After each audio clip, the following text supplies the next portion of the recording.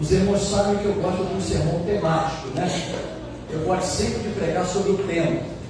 Mas hoje, como aniversário da igreja, eu quero pregar um sermão expositivo. Eu quero expor os versículos que nós vamos ler nesta noite.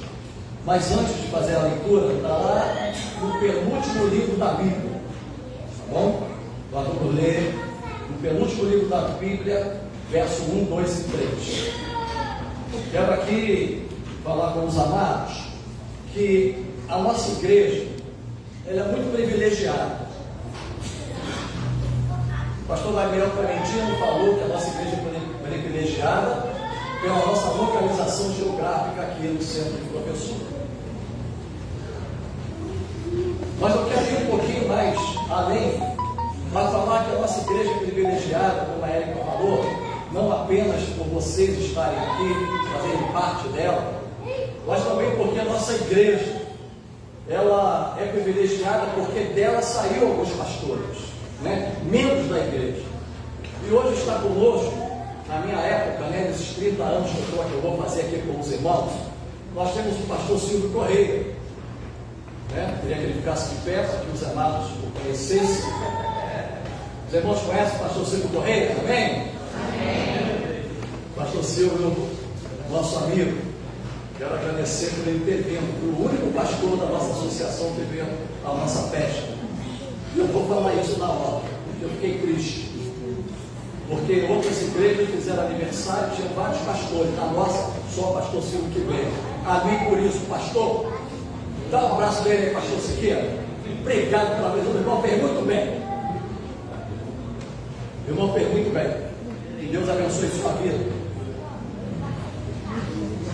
E agora, recente, né, coisa de uns 7 meses atrás, nós tivemos o privilégio também de termos um pastor Brett, pastor colocar de pé, pastor auxiliar da igreja, e pastor Siqueira, pastor dos jovens da nossa igreja.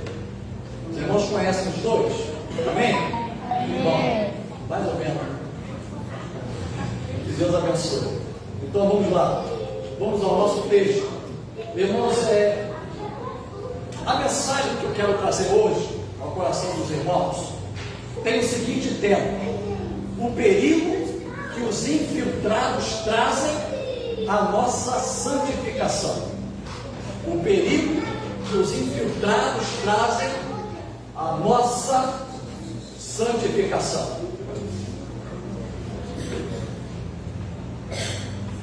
Então vamos ler.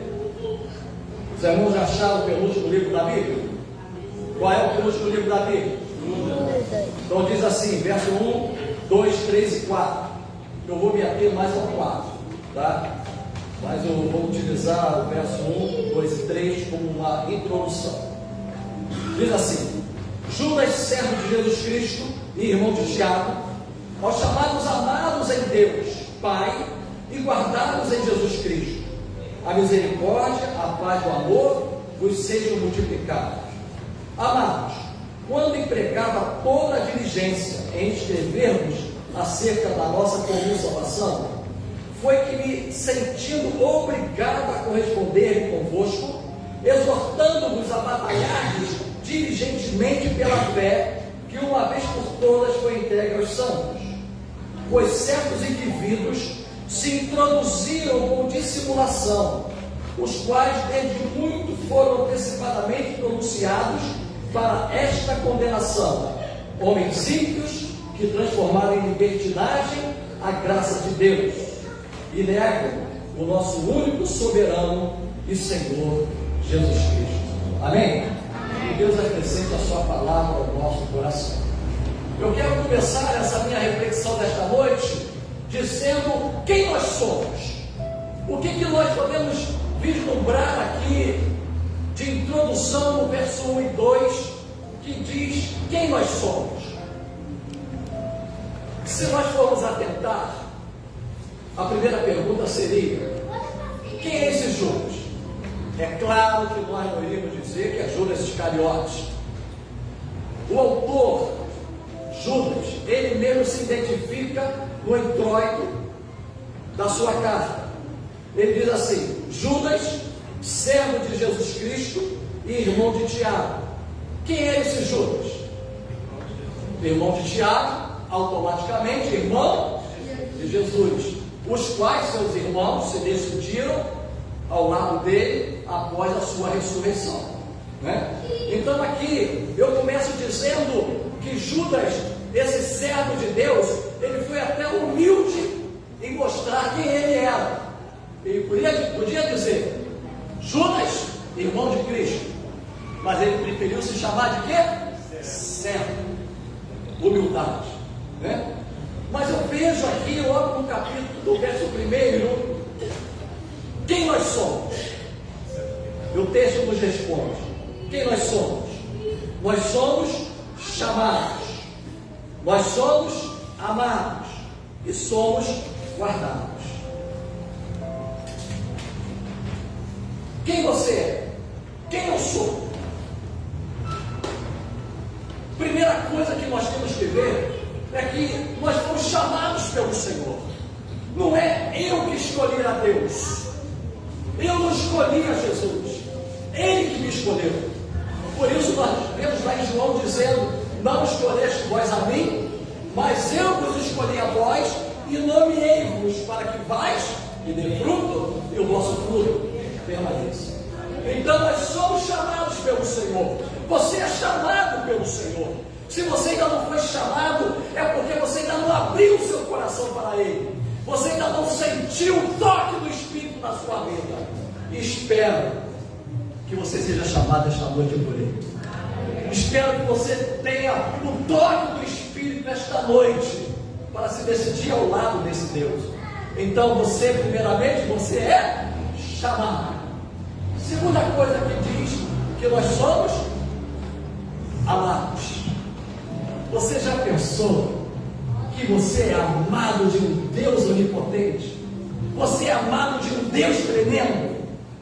Você é amado por um Deus que Ele, por te amar tanto, Ele entregou o seu Filho na cruz do Calvário, para morrer por você, por mim. E nós que não valemos nada, mas Ele nos chamou, Ele nos amou. E aqui a palavra de Deus diz assim: olha, sabe quem vocês são? Vocês são chamados, vocês são amados, mas acima de tudo, vocês são guardados. Amados, sabe o que é isso? Nós sermos guardados por esse Deus que nos ama, por esse Deus que nos chamou. Então nós não precisamos ter medo de nada, porque o nosso nome, aos chamados, o nosso nome está escrito no livro da vida do Cordeiro. Amém? Somos guardados. Paulo diz que a nossa vida está guardada com Cristo nos céus. Somos guardados, então nós não temos que ter medo de nada. Mas tem uma outra coisa aqui, que é, acima de tudo, nessa introdução, vai deixar que eu não vou levar uma hora fazendo a introdução, mas vejam bem, a Bíblia aqui nos diz o seguinte, que além de nós sermos chamados, amados e guardados, o que nós temos? O que nós temos? O verso 2 nos explica o que nós temos. Nós temos a misericórdia. Olha o que nós temos, verso 2. Nós temos a misericórdia. O que é misericórdia? É algo que Deus fez por nós quando nós não merecíamos. Nós merecíamos a graça do Senhor. Nós merecíamos juízo. Olha só, nós merecíamos juízo da parte de Deus. Mas Ele, diz o texto aqui, né, que Ele, acima de tudo, por nos amar tanto, Ele teve misericórdia de nós. E por essa misericórdia, isso já foi merecido do Senhor, a sua graça, ela nos alcançou. E a outra coisa, o que nós temos também? Aqui fala a paz. Nós temos a paz. Amados, pode ser que tudo à nossa volta esteja ruim. Possa ser que o nosso coração está sofrendo por algum motivo. Possa ser que a preocupação da nossa vida seja tanta, que às vezes achamos que nós não temos a paz. Mas a palavra de Deus diz que nós temos a paz que excede todo o entendimento. Deixe-nos a paz, a minha paz vos dou, não como a dou como o mundo a dá. Crede em Deus, crede também em mim. A paz de Jesus é a paz verdadeira. E a terceira coisa que nós temos, que nos diz o versículo, temos o quê? Temos amor. Só que para falar do amor, irmãos, eu preciso ler o verso 3 e entrar com esse verso 3 em harmonia com o verso 1.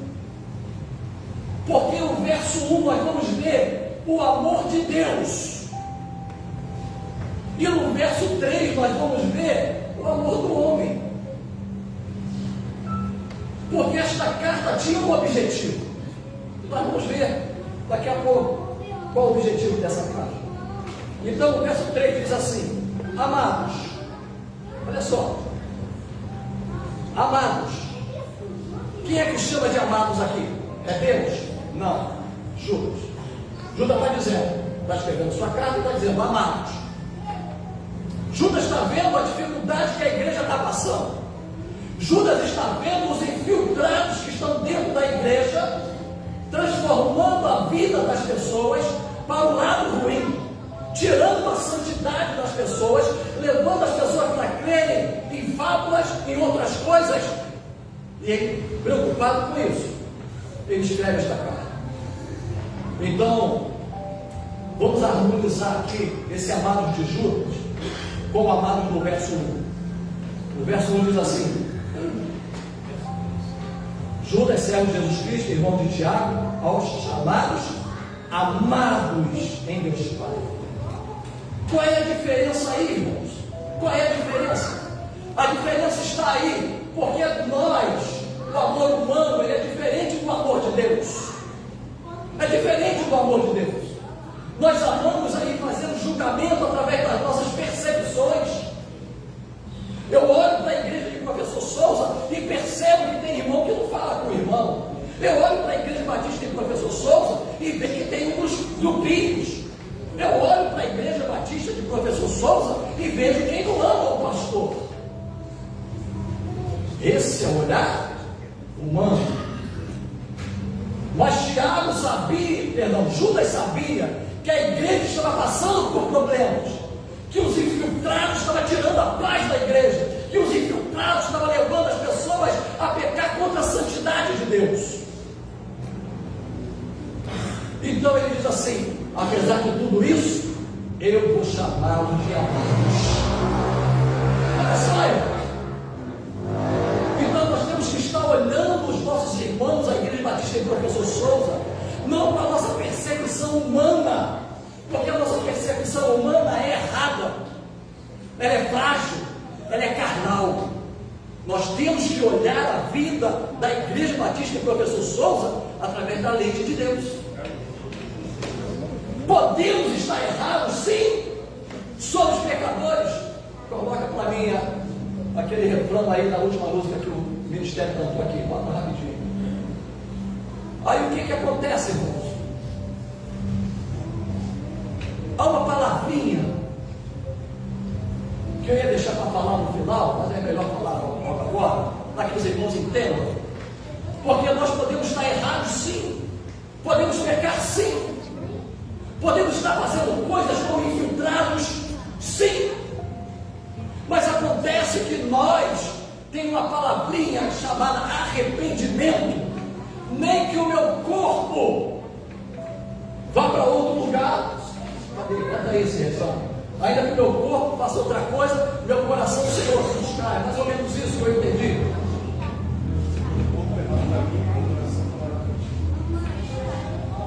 Vamos lá. Bota para mim aí. Eu sei qual é. Assim, aqui. Se o meu corpo errar o caminho, se o meu corpo errar o caminho, meu coração, ele clamará por ti. Abraça-me com tua misericórdia. Olha a misericórdia de Deus aí, irmãos. Onde há arrependimento, se não tiver arrependimento, não tem salvação. É isso que está dizendo o livro de Judas. É isso que está dizendo. E olha aí, Judas continua seguinte: amados, precisamos olhar com a lente de Deus. Igreja com problema? Sim, mas é a lente de Deus. Judas o chamava de amados. Quando empregava toda a diligência em escrever-vos acerca da nossa comunhão, foi que me senti obrigado a corresponder convosco, exortando-vos a batalhar diligentemente pela fé, que de uma vez por todas foi entregue aos santos. Deixa eu explicar isso aqui. Procurando escrever com toda a diligência. Diligência aqui, se nós olharmos o original, quer dizer com toda luta, tá? Com toda procura, com todo esforço. Eu procurava com todo esforço escrever algo para vocês acerca da nossa salvação, a salvação geral, onde Cristo morreu na cruz do Calvário, aonde aquele sangue espargido na cruz do Calvário, foi Ele que nos trouxe a salvação. Então, Judas estava querendo escrever sobre isso, mas olha o que Ele nos diz aqui: tive por necessidade, ou melhor, tive por obrigação, ou me foi imputado para fazer isso. Judas está dizendo: eu fui obrigado a fazer isso. E essa palavra obrigado aqui, tá? É algo que muitas vezes nós não gostamos de fazer. Algumas vezes somos obrigados, mesmo com o coração sofrendo, fazer com que alguns que estavam fora do caminho se endireitassem ou voltassem para a presença de Deus, e algumas vezes sendo desligados do movimento da igreja. Judas queria falar sobre isso, mas ele resolveu, por algum motivo, mudar a sua carta. E ele teve então um objetivo. O objetivo, sendo o máximo da carta de Judas, é o verso 3. O objetivo dela qual era? Exortá-los a batalhar pela fé, uma vez que foi dado aos santos. Batalhar pela fé. Sabe o que é batalhar pela fé? No original grego, batalhar quer dizer agonizar. Você agonizar pela fé. Mas por quê? Mas por quê? Preste atenção, irmãos. Por quê agonizar pela fé? Por que batalhar pela fé? Bota o verso 20 para mim, ele responde. Olha o que o verso 20 diz, respondendo esta pergunta: por que batalhar pela fé? O verso 20 diz o seguinte: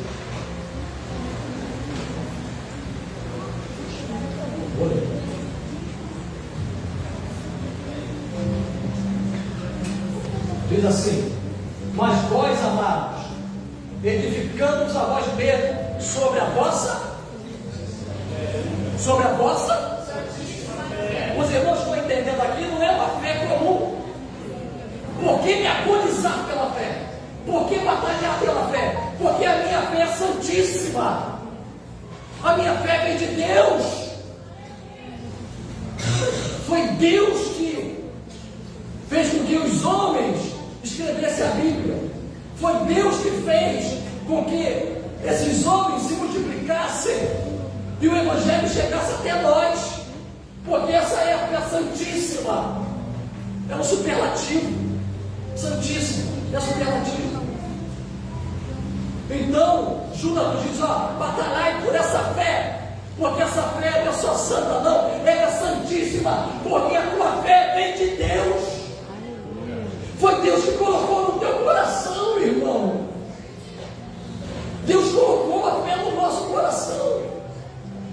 Por isso tem um hino aqui que o Ministério cantou, não sei se foi domingo, se foi sábado, ou se alguém pregou sobre isso, não me lembro, mas diz assim que o homem tem um vazio do tamanho de Deus. Foi caro que cantou. O homem tem um vazio do tamanho de Deus. E se esse vazio está dentro do homem, ele só pode ser preenchido por quem? Por Deus. Dá certinho Deus nesse vazio. Se colocar outra coisa, ou não vai entrar, ou vai entrar, mas vai sobrar espaço. Só Deus é capaz de envolver esse vazio.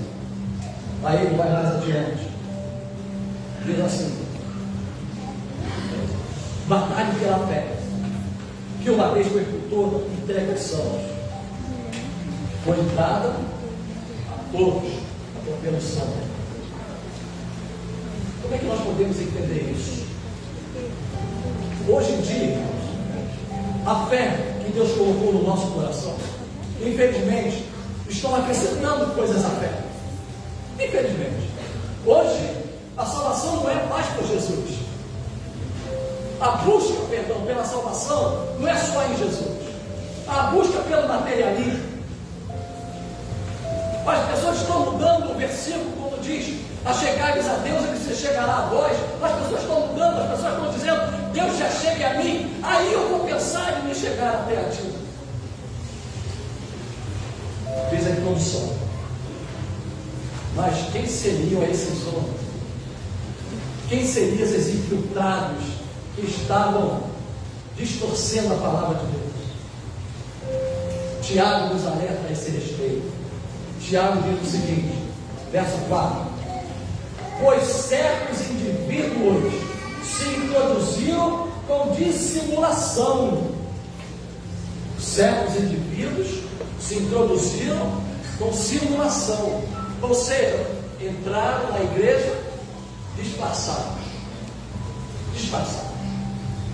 aparentando ser uma coisa, mas na realidade eles eram outra. E Tiago discorre sobre essas outras coisas. Verso 12, 13, 14, 15 e 16.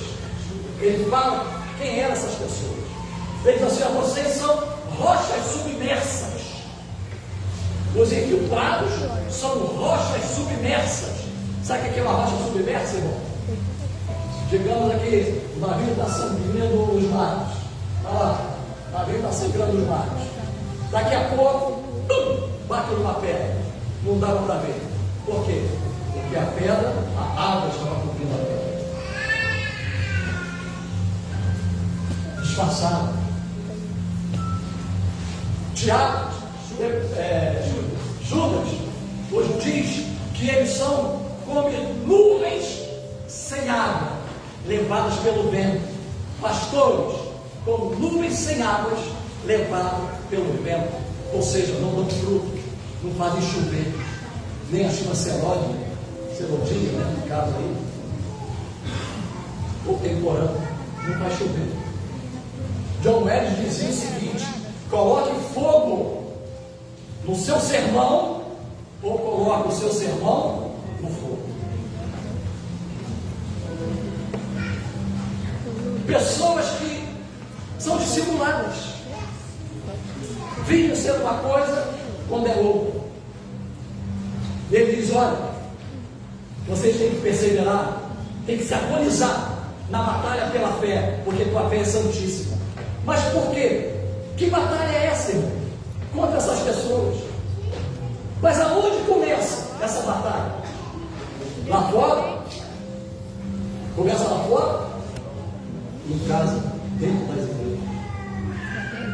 Dentro das igrejas. É aí que começa.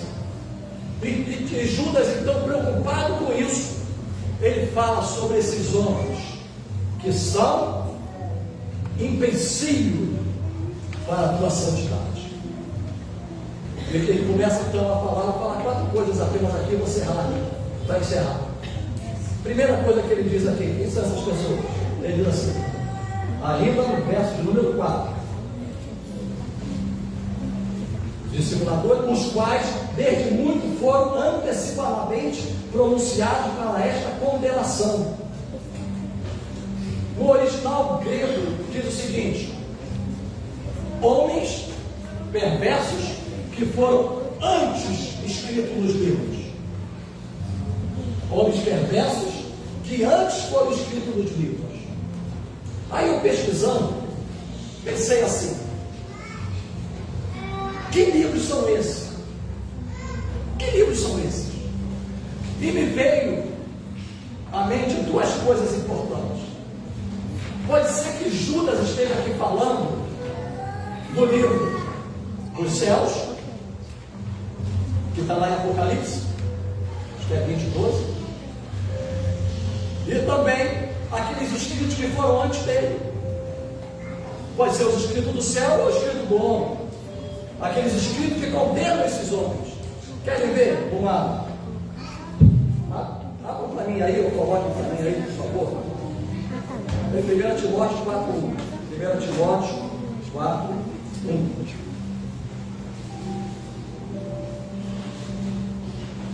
1 Timóteo 4:1.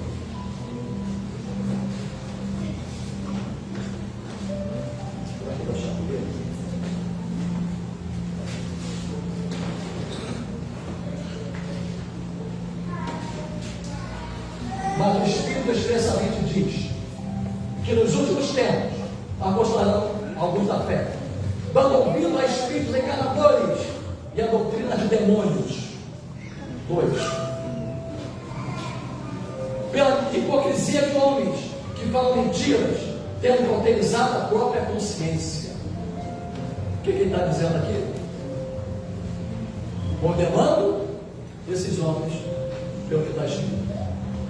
Então a primeira coisa que eu vejo,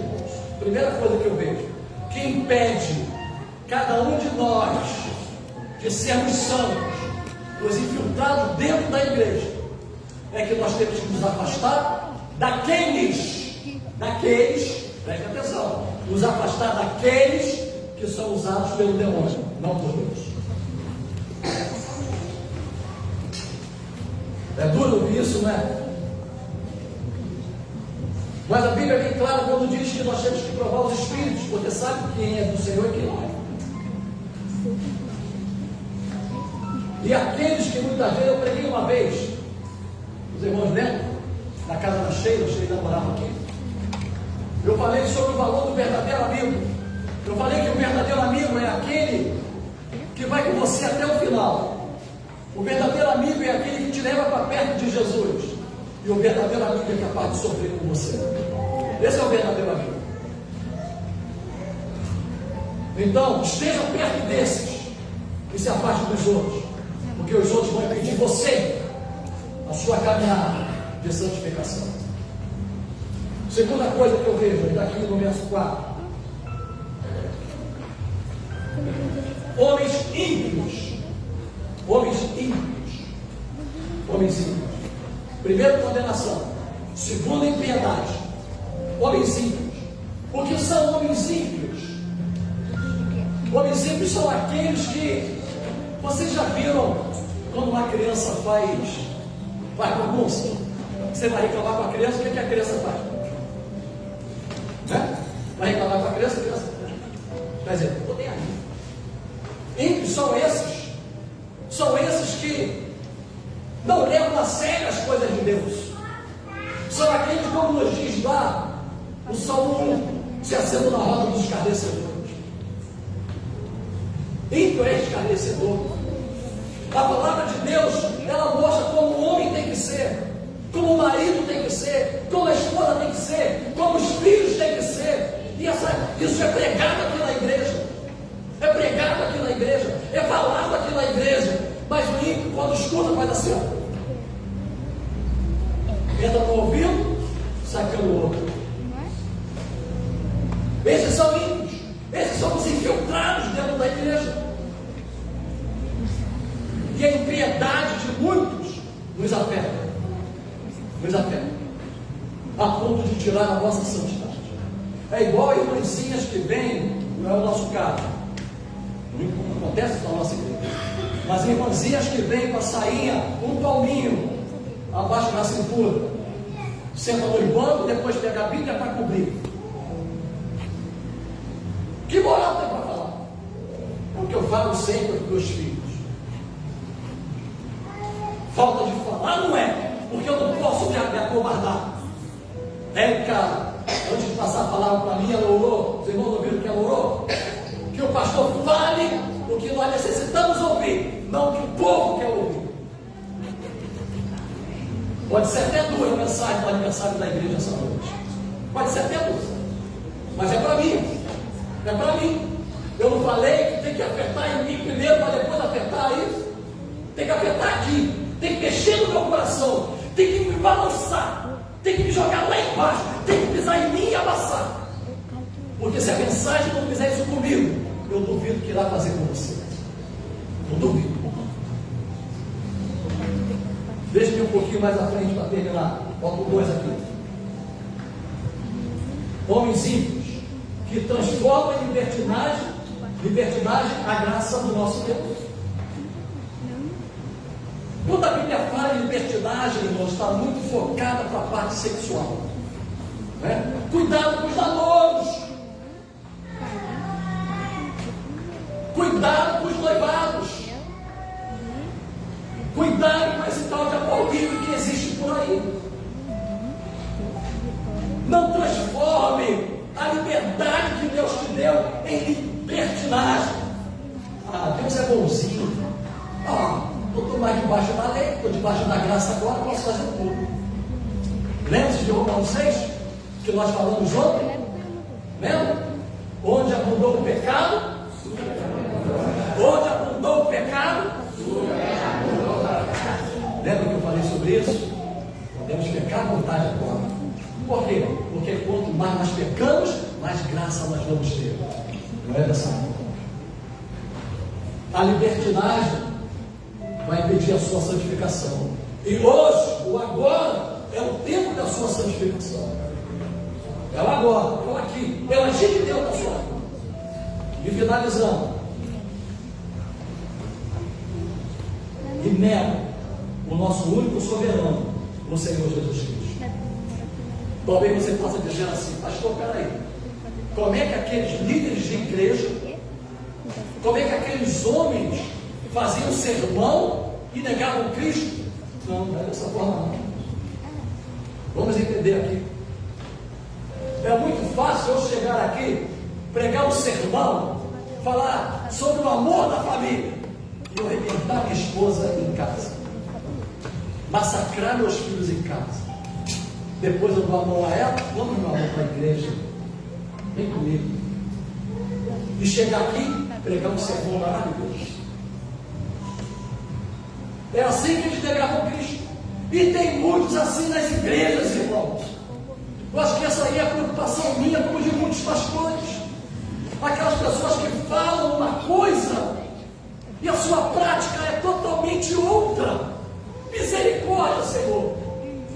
Eu quero voltar ao início de tudo. Eu quero encontrar contigo, Senhor. Quero esquecer dos meus erros, dos meus defeitos, e quero me aproximar do Deus que tudo pode. Eu não quero ser dissimulado, não, porque isso impede a minha entrada no céu. Eu não quero ser ímpio, não, porque isso impede a minha entrada no céu. Eu não quero ser condenado pela palavra de Deus, porque aí está realmente que eu nunca vou entrar no céu. Eu não quero fazer da minha liberdade uma libertinagem, porque a libertinagem ela não vai me santificar para entrar no céu. Quando nós queremos receber do Senhor proezas, fazer proezas o amanhã, se o aqui e o agora hoje, nós não santificamos. Santificar-nos hoje. Palavra para Josué. Porque amanhã Deus fará proeza no meio de nós. Mas não se preocupe. Lembre-se que eu falei uma coisa muito importante aqui na história da palavra. Sejam aqueles que fingem ser infiltrados, ou são infiltrados, fingem ser uma coisa enquanto é outra. Quero dizer para vocês o seguinte: enquanto houver arrependimento, você terá a chance de entrar no céu. Quero finalizar com Tiago. Bota comigo, por favor, falamos. Tiago, capítulo 4, versos de 7 a 10. E assim eu estou finalizando, passando a palavra a Érica.